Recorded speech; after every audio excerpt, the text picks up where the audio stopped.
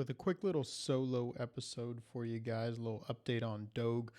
We're going to have a second episode coming out for you, really talking about Joy Reid, the state of the media, all that good shit. But let's knock this one out first. We'll get a second one out to you guys tomorrow here. So a couple things I just want to talk about real quick. What's going on with DOGE. I don't say Doge, I call it DOGE, man. That's how I like to say it, but whatever. Let me play a video for you guys. Jump right into it. This is a guy who's on, I believe it's MSNBC here. Yep, Michael Steele. This guy was a former chairman of the Republican Party. Okay. I want you to listen to what this guy has to say about the federal government trying to audit itself, trying to cut waste, save tax dollars in a time where we're nearly $40 trillion in debt. Okay. Listen to what this guy thinks the problem is. Here we go. I'd just like you to show that you give a damn, that you got a little emotion about the fact that people are losing their jobs indiscriminately. Just like to see somebody wake the hell up and get excited. All right, I'm just actually going to stop it right there because what this dude's at, people losing their jobs in the federal government, the vast majority of these people, okay, were working from home, meaning they weren't really working at all. Zero productivity. They work in bullshit departments anyways. Sorry, most of these departments just shouldn't exist. The federal government doesn't need to be micromanaging education. States do most of that anyways. Okay. So, and that's one of the big ones on the chopping block here. We've all talked about the USAID thing before. That organization should not exist at all.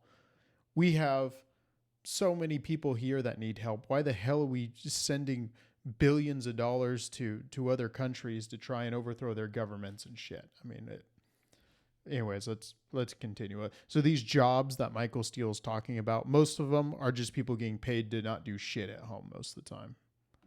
About the fact that your country is under assault. They're not at the gate anymore. They're in your bedrooms. They're in your living rooms. They're in your businesses. They got your data, dumb. They got all your stuff. Elon Musk has his tentacles in everything you're doing. And so there's another point there. Interesting coming from the left, right? He's worried about tech billionaires violating your privacy and using the federal government to do it. So imagine being fine with the Biden administration, okay? Being fine with the Obama administration, all that, and you are worried that data is being stolen by Elon Musk. Like Elon Musk is going to steal your social security number and sell it to Indian scammers or something. Like what? I don't even know what this guy thinks Elon Musk is going to do with your sensitive information. But it's nothing worse than what the federal government already does with it. Okay, they let interns from the White House see all this information. They let the IRS see it all so that they can target Republican charities. Remember Lois Lerner? They, being people like Michael Steele, never gave a shit about bureaucrats being able to see your private data. They never cared about Jack Dorsey being able to see it when liberals ran Twitter. He never cared about Mark Zuckerberg being able to steal all your data. He didn't give a shit because these people were hauling water for leftists. And now, when it comes to cutting the government down to size, to cutting the bureaucracy down, all of a sudden he's opposed to progress here. Which is kind of funny. It's kind of ironic because he's not even a part of the government anymore.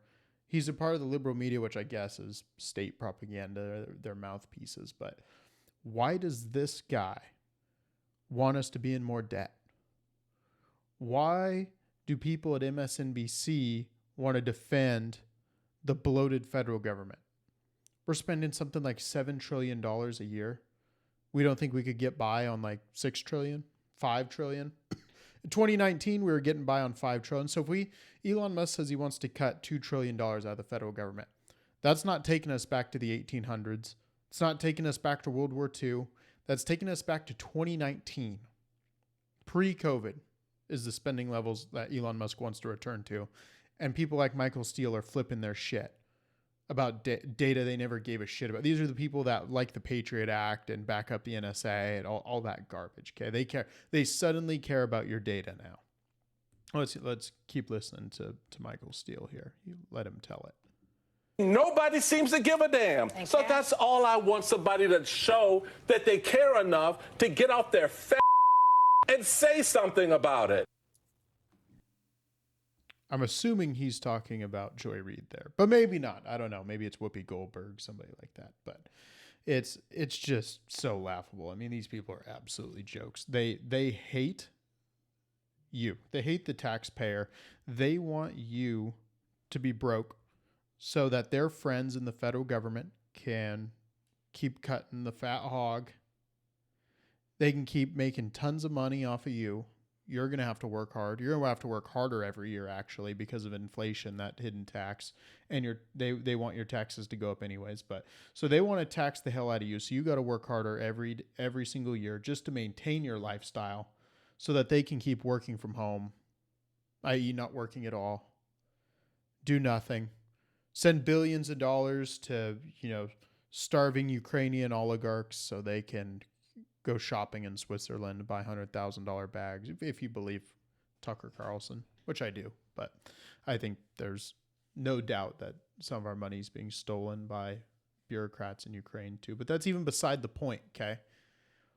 That was what even the president of Ukraine says of $100 billion missing. That's $100 billion that could have been used for a kid's school. It's $100 billion they could have used to cut your taxes. $100 billion they could have used to secure our country. You could go on and on and on, but they don't care about any of that.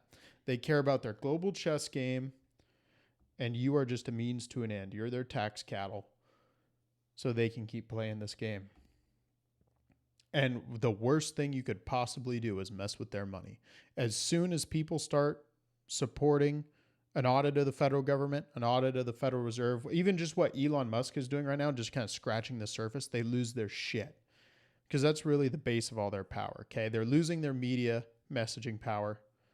If they lose their money, they lose their source of all the fuckery they do, they know they're toast. And they know the tide's turning against them. That's why they're losing their... Why you hear Michael Steele's, talking about people getting off their fat asses. He hasn't cared about anybody getting off their fat asses in 10 years to fix the federal government. But as soon as someone comes after the money, nope, he's ready to tell us all how it really is. So that's awesome of him.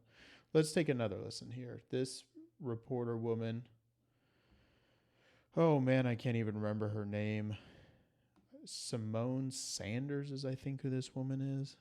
Let's take a listen to her.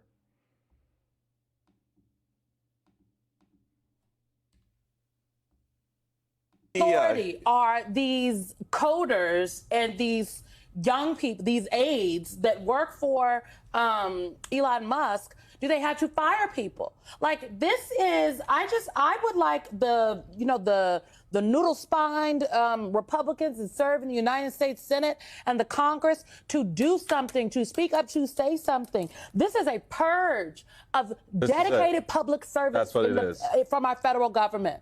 The thing, the dedicated public servants.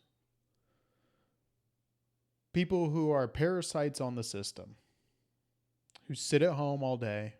They don't do shit. They had to lobby Congress just to create their positions so that they could cash out, sit at home all day, not even go back to work after COVID, and spend taxpayer money. I don't know why people like Simone Sanders continue to push this idea that everybody that lives in Washington, D.C., because that's who most of these people are, okay? When they're talking about these federal government workers who are being cut, they don't live in your community, okay? Most of these people live in Washington, D.C. They work for some obscure subdepartment you've ever heard of. I'd never even heard of USAID before DOGE started tearing it to pieces. But they work for some obscure government organization like that. Okay. They ruin the world. They ruin this country. You pay them to do it. to send all your money to people who probably don't need it.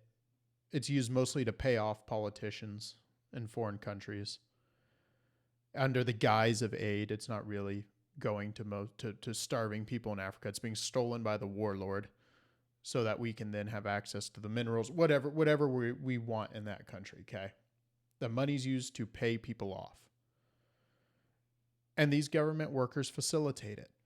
And people like Simone Sanders will sit there and lie and just tell you these are all dedicated public servants. These are people that, fix the roads. These are people building our bridges. No, they are not. Okay. The vast majority of what we think of as hardworking, government civil servants, like teachers, like construction workers, they work for state governments and local governments. Okay. Your neighbor, unless you live in the middle of Washington, D.C., okay, and then this is true, but if you live in rural America, your neighbor doesn't work for USAID. Your neighbor doesn't work for the Department of Education. Okay, if your neighbors did, you'd probably want to move because they'd be at home all day doing God knows what, probably watching The View, cashing your taxpayer checks, and then complaining about Donald Trump or something like that, something stupid, telling you how great Joe Biden is probably. And you'd want to move out of there immediately because I've lived in places like that actually, and it's miserable. So I just want to play these clips because it's incomprehensible to me that somebody would look at our government debt, okay? Over $35 trillion. I think we're coming up on 40 trillion. We're spending 7-something trillion a year. Somebody could even look at that and think, you know what? The problem is all these goddamn people trying to save us money. They're not doing it the way we want. Us as, if I'm Simone Sanders here and I'm trying to make this argument to myself, as a leftist, Simone Sanders loves bureaucracy, loves the deep state, loves the giant federal government. Okay. But then is somehow able to twist herself to make some argument that another government department that was just created, DOGE, somehow doesn't have the authority to cut government spending, but all the made up departments that she supports can spend your taxpayer dollars, but DOGE can't stop them. It's a ridiculous argument. You got to do the most ridiculous mental gymnastics to get your head around that. But these people are willing to do it. They're paid hacks. People like Joy Reid, like Simone Sanders, they are willing to say anything for money. Rachel Maddow's this way. Anderson Cooper, same thing. You could just go down the list. But they will take the check from they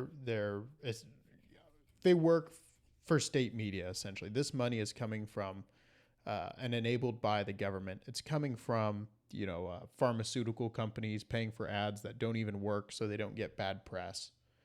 Okay, so they take all this cash that they get and they use that to justify to themselves that they can lie to the people. They can twist themselves in such a way that they can still stand to wake up in the morning and look at themselves in the mirror and lie to you and enable the stealing of your money, your good hard-earned tax money. And I don't know how these people do it. And I think, actually, I do have a guess. I think that you have to be a low IQ person, really, to do this. I think you got to find the dumbest people who just want power, want to be rich, and they can justify anything to themselves. Even trying to lie to you and tell you that $7 trillion a year isn't the problem. It's DOGE. DOGE's the problem. It's the people trying to stop the spending. That's the problem here. I'm going to double check this. Because I kind of pulled that 7 trillion number off the top of my head. Yeah, no, I was pretty close. 6.75 trillion in 2022. That's pretty, absolutely nuts. And their position is that we should be spending that or more. That cutting is the bad thing, and that's unconstitutional. Not all these federal institutions ripping you off. You should really not care about that. You should care about Elon Musk and his team of 19-year-olds. These people are absolutely ridiculous. And they claim it's unconstitutional.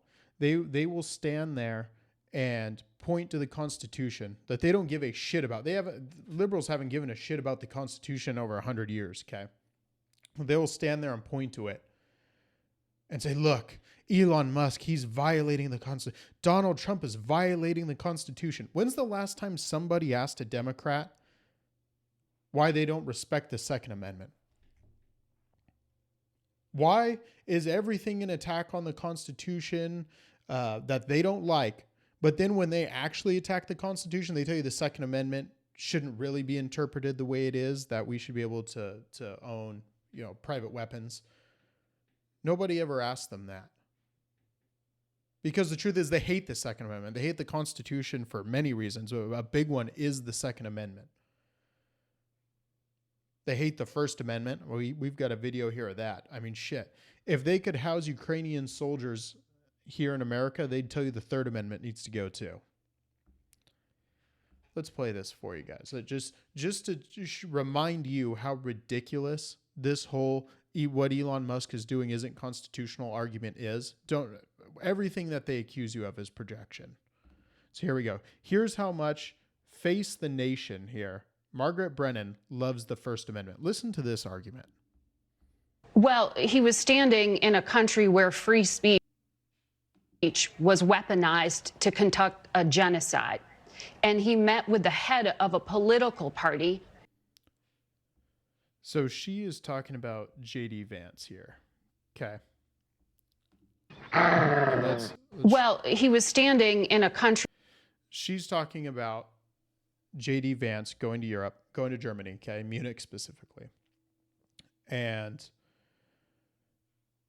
telling the Germans that they're attacking free speech. And I want to play this one more time because it was a little chopped up last time. So, and I forgot to give you guys context. I forgot it started in the middle here. But she's talking about how when J.D. Vance went and gave the Europeans a tongue lashing over how hard they're cracking down on free speech, she's taking the side of the Europeans here. So here you go.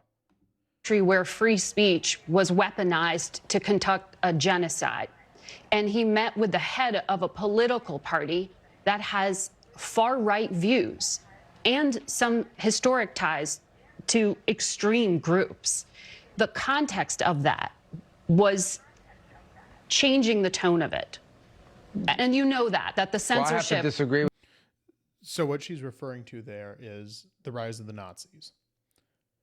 Her claim is the Nazis used free speech when conducting the Holocaust, which is obviously the stupidest thing maybe somebody's ever said on cable news. I mean, at least on Face the Nation. And that is a high bar. The Nazis banned free speech, just so we're all 100% clear here. In the 30s, they had brown shirts walking around the streets who would beat you, kill you, torture you. They had the SS. So many different ways that they suppressed people who opposed Hitler and the Nazi regime. To say that they used free speech is so absurd. I can't even describe how stupid this woman, how disingenuous this all is. I don't actually even know if she's stupid or a liar, but it's one of the two. Probably a liar, actually. I don't think anybody in any school was ever taught that if the Nazis had any quality. The Nazis had one thing about them everybody knows. It's how dedicated they were to free speech. It's just so stupid. And I don't know if she's trying to refer to the beer hall putsch here or what she's referring to. But she did actually say, so she, for those of you guys that it's been a while for, that you've sat in a history class, Adolf Hitler was put in prison after attempting a coup in Munich. And that was in the 30s, and that's where he wrote Mein Kampf. But what she says here is that he used free speech to commit a genocide, which was nearly a decade later. So she's not talking about the coup, the putsch, before he was instated as chancellor. She's talking about when he's already dictator and the Nazis run Germany. These people, and just to remind you here why I'm bringing this up, It's to show you this whole thing is an attack on the First Amendment. What she's saying here is that the right to free speech, which is enshrined in the First Amendment, the government has no right to infringe upon. She's saying that is what the Nazis used to take power and commit genocide. This is all pretext, okay? These attacks on the First Amendment are all just a way of justifying what the left wants to do. And that's remove your free speech protections. Just like they did during COVID. Free speech was removed, okay? If you went on Facebook and said, hey, I think that the COVID vaccine doesn't work, you would be banned. Okay, you weren't allowed to go out there and what is the public square now, Facebook, and exercise your freedom of speech anymore. If you lived in a liberal state and you wanted to go to church during COVID, you could be arrested. Okay? The right to congregate peacefully, to worship, remember that in the First Amendment? Yep, the left took that from you. You wanted to go to the gym, also peacefully assembling? Nope. Straight to jail. The whole last, I would say, 5 years, from the beginning of COVID in 2020 till now, has all been pretext of the left undermining our Constitution, undermining specifically our First Amendment rights. They've been undermining our Second Amendment rights for decades, and trust me, they hate the Second Amendment. But if they could get rid of the First Amendment, that's the one that they want to get rid of the most, okay? Because they know the Second Amendment, even if whatever legal jujitsu they tried to do to chip away at our Second Amendment, it's not going anywhere. There's 500 million guns in the United States, okay? They're not getting rid of them. But capturing the social media platforms, they could do. Cracking down on free speech, they could do. They did during COVID, okay? If you told the truth online, you could be punished. And that was all at behest of the government. We know that the Biden administration demanded, not just to Facebook, but to Twitter, that free speech be cracked down on. I have Mark Zuckerberg just on Joe Rogan talking about how the federal government wanted memes removed. And then he got to pretend like he didn't do it and didn't play a part in it and didn't censor us for the better part of a decade. But he did, and we remember. It's just outrageous. And then they have the gall to turn around and tell you that Elon Musk is undermining the Constitution because he wants to cut government spending. But the whole COVID regime, no, that wasn't an attack on the First Amendment. Censorship, that's not an attack on the First Amendment. This is right now. This clip I just played you was from last week. They're attacking the First Amendment. Okay, they are going to continue doing this because when we have First Amendment rights, I'm talking we're allowed to communicate, organize, say whatever we want on social media, especially now with the rise of podcasts and independent media. When we have that right, they lose their power. The legacy media is already pretty much destroyed. It was a huge leftist institution for a very, very long time, and it is destroyed. That was a huge pillar of their power, and it is gone.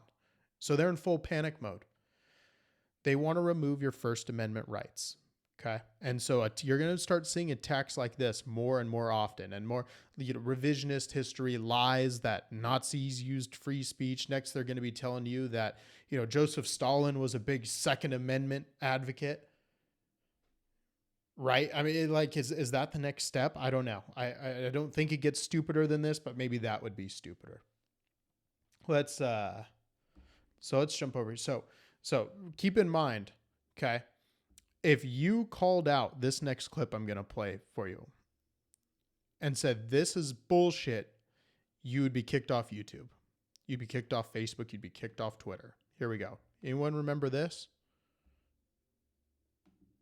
Including the Delta virus, which is much more transmissible and more deadly in terms of unvaccinated people.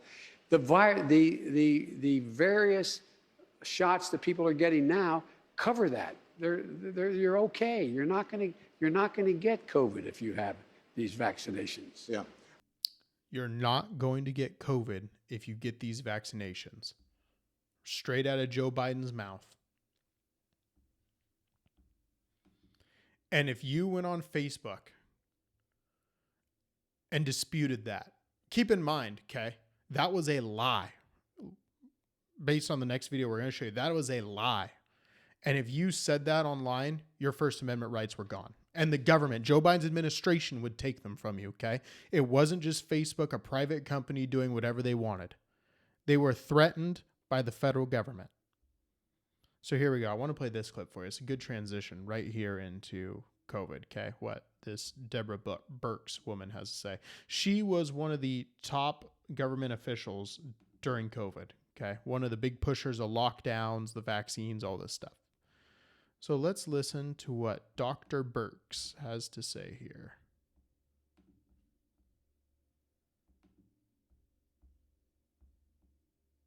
He made it very clear to every mom out there that his children were immunized about childhood vaccines. Yeah.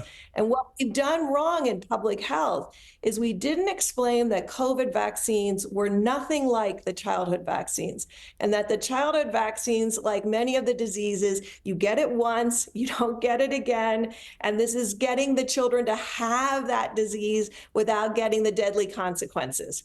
That is not what the COVID vaccine was designed to do. It wasn't designed to prevent against infection. And if you look at the vaccine hesitancy rates. So there you go. Straight from Dr. Birx's mouth. I mean, probably, I would say I saw her on TV, maybe less than Dr. Fauci, but she was right there. And she clearly says these vaccines were not designed to prevent infection. So she knew the entire time during COVID and didn't speak up. At the same time, Joe Biden was saying this, and I'm going to play that last bit again just for you guys, just so you can compare that to what she was a part of his administration. Here's what he's saying. People are getting now, cover that. You're okay. You're not going to get COVID if you have these vaccinations. Yeah. So we were lied to, which we knew, okay? But how does this woman come on Piers Morgan's show now and pretend like she was on our team the whole time? Somebody needs to go to fucking prison, okay? Whether it's her, whether it's Fauci, I think we should try all these people. I know Fauci has a pardon. Let's try him anyways, okay? If they want to say, well, you can't sentence him to anything, whatever. I want to see him testify. So that way, if he perjures himself, we can charge him with that. And if he's not going to perjure himself, that means he's got to tell the truth. But I want to know what he knew and when he knew it. Because according to this woman, they knew the whole time that the vaccines were not going to prevent you from getting infected. But they lied about it anyways. Probably one of the biggest breaches of, I'm trying to think of the best words here, because bodily autonomy does not even cover it, okay? One of the biggest government overreaches since internment, okay? The internment of the Japanese during World War II. This is it, okay? And they would have forced another 80 million people to get these via the OSHA mandate if it wasn't struck down by the Supreme Court. And I don't know what statutes we have that we could start to be a doctor and stand up here and knowingly lie to millions of people to get a vaccine they don't need, when especially a lot of them had negative reactions to it. People were really hurt by this. To get up there and lie should be a crime. Okay? I don't care if we got to haul these people to the Hague and charge them with crimes against humanity. Let's do it. As much as I hate international law, I'll make an exception here. Somebody's got to go to prison. We're not going to move past this. Let's listen to what the rest she has to say, because believe it or not, it actually gets worse. We've already covered that they already knew, okay? They knew it from the beginning. These vaccines were not designed to prevent transmission, okay? They've doubled since COVID. So we have to start addressing these things. We can't just ignore them. And Deborah, let me ask you, Deborah, I mean, given that you were the face of COVID from the Trump presidency at the time, do you share, this doctor who I was with, do you share the concerns about the longer term negative impact of some of the COVID vaccines? The messenger RNA vaccine should have been rolled out for the people that were at risk for severe disease, because that's what the vaccine was developed for. But when we say that we're following the science and the data. Oh, so kids didn't fucking need it. So this vaccine, again, according to her, was designed for people who are at severe risk. That's people who are elderly, people with a bunch of comorbidities. Maybe you're diabetic, a smoker, etc. Okay. You have all of these criteria. All right. Which is really just the list of comorbidities, age being one of them, weight, etc. And according to her, the vaccine was designed for those people. But they fucking demanded you give it to your kids to go back to school, even though they were at almost zero risk. A healthy child was at no risk from COVID, okay? To go to college, you're a healthy 19-year-old guy, you had to get the COVID vaccine, okay? It was mandated. You had to. But according to her, they knew the whole time it was never designed for people like that. But they demanded you get it anyways. And we've gone into several times why. Because, Big Pharma needed lots of profits. They saw an opportunity. Because government officials get overzealous and want to exercise their power. Because leftists saw this as a political wedge issue. And that they felt moral superiority. We've gone through it all again. Okay? But to hear it from her, that they knew the whole time and fucked with us anyways, she has to go to prison. Okay, and maybe we got to go after. There are a lot of people, I think, at the CDC, the NIH, okay, who are in media positions who could have stood up and said something and didn't. Who lied to us the entire fucking time. When people were out here, okay, like Joe Rogan just getting roasted for telling the truth, liberals in the administration just piling on him, not one of these fucking people stood up and said, no, he's right. They continued to lie through their teeth and push a pandemic, okay, where the treatment was worse than the disease. And I understand a lot of people died. Mostly with COVID, but from COVID too, okay? People who were already sick, this killed a lot of them, okay? I would argue a lot of those people were on their way out anyways, but not all of them, okay? And those people, that's who this vaccine was for. That's who should have been staying in their homes, not going out in public. Those are the people that should have been careful, okay? Kids could have gone to school. You didn't have to rob 2 years of kids' lives from them. You didn't have to demand that healthy people put themselves at risk, okay, by getting a vaccine they don't need. That also ended up hurting a lot of them, okay? Most people have stories like this. I know several people who were injured by the vaccines. One of them serious myocarditis, a young man. That shit's real. And people like Dr. Birx did that to those kids. When you see the test scores plummeting because they are 2 years off of school, that's because of people like her. They don't get to come out and claim to be on our side the whole time, okay? These people lied continuously. It was probably one of the biggest lies in human history, actually. Definitely one of the most consequential. And they got to be punished for it. This just can't stand.